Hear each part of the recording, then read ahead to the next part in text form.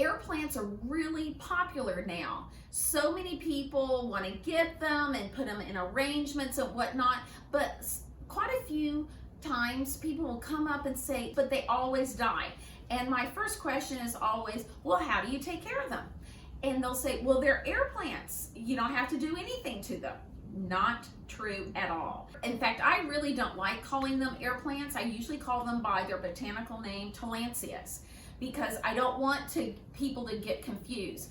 Tillandsias, they need water, they need a little bit of fertilizing, not a whole lot, though they need sun. They don't need direct sun, but they need filtered sun. Anyway, they do require a little care, but not very much. They come in all different sizes. Look at that. Isn't that fabulous? So this is a medium-sized Tillandsia, and then some of them are wee little things. The ionanthus are super small. Look at this one. These are multiple generations of Tillandsias that have bloomed. And then here is a lot of people have seen these, whoopsie, the Tillandsia xerographica. So they come in all different sizes, and you do need to water them. You can either put them in a bowl of water and submerge them for 5, 10, 15 minutes, not hours. You don't want to leave them submerged for hours.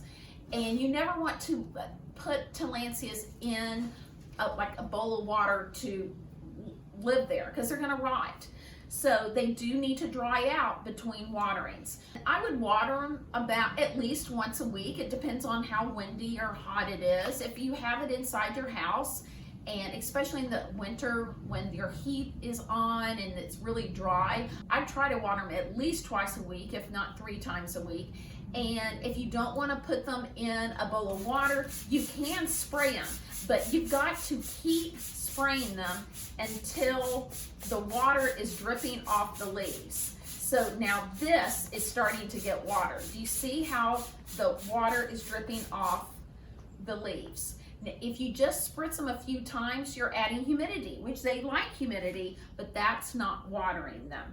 So be sure to give them some water. They need some filtered light. Putting them next to a windowsill is nice, or if you have them outside, put them underneath your porch covering. Please do not put them in direct sun.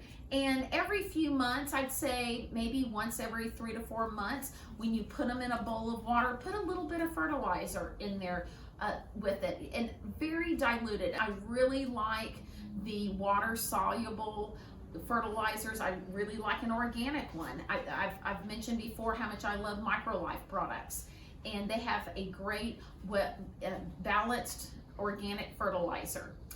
And I think with those tips, you are going to be set up for success to take care of your Tillandsias. And one fun fact, Spanish moss is the most commonly known Tillandsia. It's not a moss, it's a Tillandsia. So enjoy your Tillandsias and get creative and do some fabulous arrangements with them.